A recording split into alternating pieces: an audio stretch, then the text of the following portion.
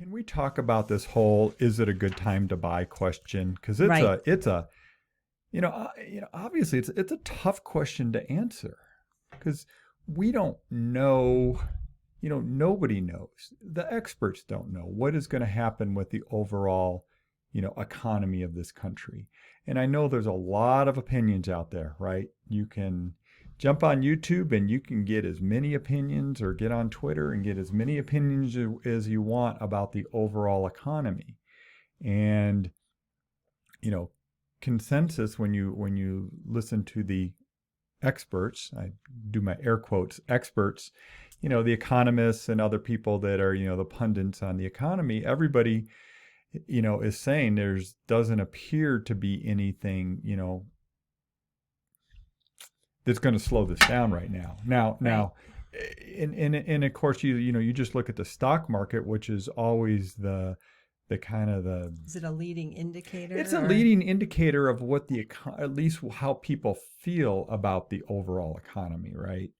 And so, right now everybody feels good about it. Now, inflation is the big topic these days, right? Inflation is very concerning. It's very inflationary. Good answer. And I'm glad you laugh with me. Yeah, no, I know. And to be honest with you, I'm just going to give my opinion on this. If inflation is going to jump up, which it appears it is, or we're in the middle of it right now, we don't have the data yet, but inflation's going to run up. Hard assets are what you want. Right, which is real estate, a hard asset. Correct. Right, because you've already locked in the value of it. Correct. And your money won't buy as much with the inflation. And to replace that asset is going to cost a lot more than it did today in the future. Right.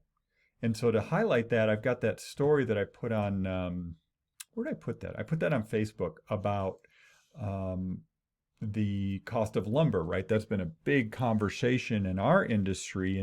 And actually, it's kind of funny. It's kind of been all over the place. Lumber's kind of like this whole canary in the coal mine thing about, what's going on with housing. But, you talk to home builders, it's not just lumber. No, it's windows, it's doors, it's light fixtures, it's faucets, it's sinks, it's bathtubs, it's everything. But lumber is a big part of the cost of construction. Right. And so the data I had, or the chart I had, which was fascinating, said, okay, let me pull it up here. Okay. If you took $50,000 worth of lumber in 2015, you could have built 14.7 new single-family homes. Of course, these are modest homes. And they're talking lumber, not trusses. We're just talking lumber, not just truss. to clarify. Yeah. Okay, great. Because that number confused me, because I was thinking of more than just the lumber. Well, I asked a couple local builders to I'll let confirm you tell this. that. Yeah. Anyway, and they did. So anyway, but okay. So 2015, 14.7 homes. By 2020, it was 10.5 homes. $50,000 worth of lumber could build 10.5 homes. And May of this year, $50,000 in lumber can only build 2.1 homes. So just to give you an idea how much that's changed. So since 2015, it's gone from 50,000 being able to do 14.74 homes to May of 21.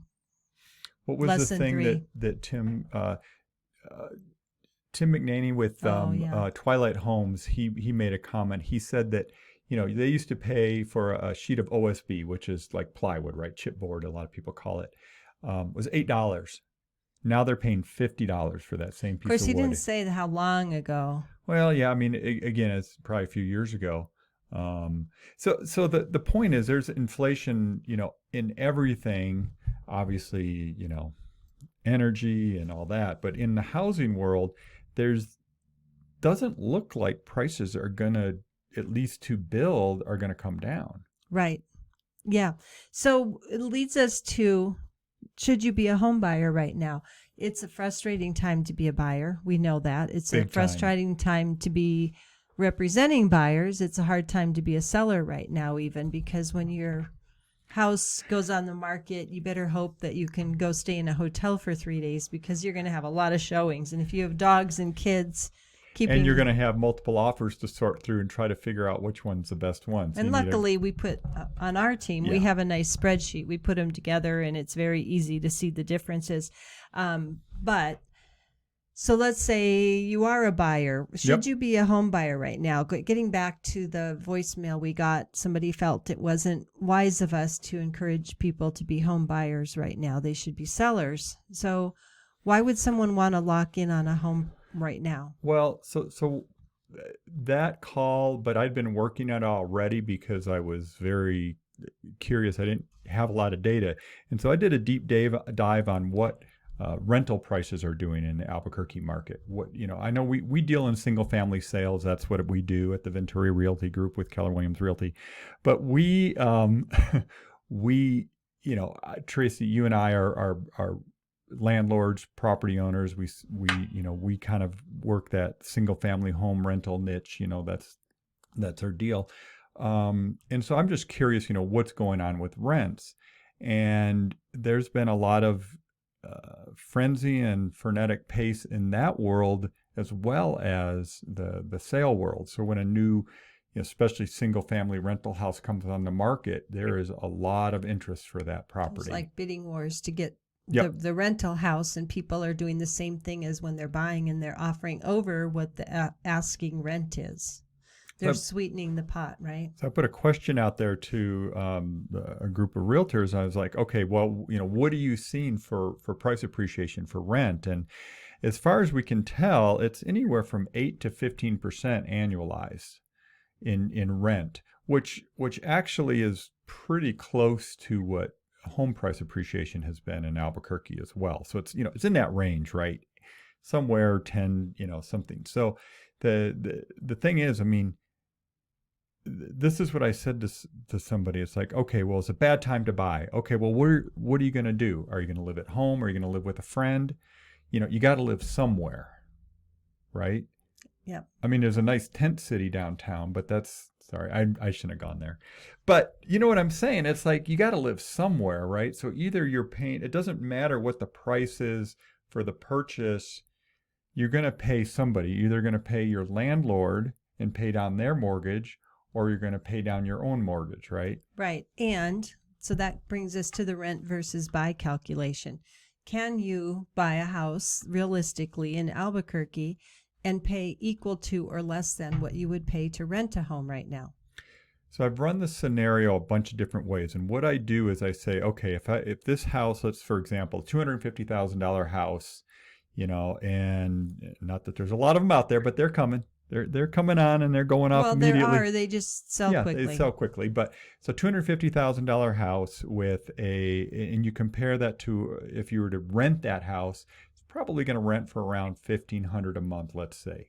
Depends on what neighborhood. Yeah. Probably more. Obviously, maybe more. But then you got utilities and you might have renter's insurance. And so I ran a bunch of different scenarios trying to be really conservative about it. And it goes back to what we've always said, Tracy. It's like in every single market, no matter what, it was always, if you're going to be in the home for at least 2 years, it makes sense to be a buyer versus a renter. It's that 18-month break-even point. If you're going to be only in a place for a year, renting is probably a better way to go. That's right. With the low interest rates that we have right now, that probably will last for the next year. So I'm still trying to answer the question, why would somebody want to buy, right? So let's say we're at the top of the market on homes and you want to be a buyer with interest rates still in the low 3s for most people right now with decent credit. If the interest rates go up in a year or two and the home price goes down by $10,000, their monthly payment is still going to be less than if they bought 2 years from now with a 1% interest increase. Just to remind people of that calculation, a 1% change in interest rate equals a 10% change in the home price. Right. From a payment standpoint. So in addition to that, there's a net gain from buying a home. There's tax benefits. There's the satisfaction of making it your own. We have someone on our team who was interim and with kids that was renting, and last year was, bought their house again, or bought a house because they had been a homeowner rented for a while, bought their house last year. And it mhm. was funny it was great to hear recently them just saying it's so awesome to be owners again because the house is ours. We're making it our own. The kids are making their memories here. We're painting it the colors we want. We just did the yard. We did this amazing grilling area outside and all the satisfaction of making the house their own.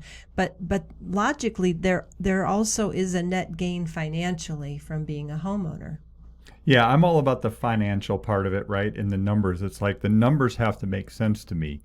And to me it just, if you do the math, it just makes sense, right? Right. And again, I'm doing, some pretty conservative, the thing is, let me give you something here. I've been looking at all these different forecasts, and I've seen forecasts anywhere from 6 to 8% to 10% to 15% price appreciation expected for the next year going forward. Right. And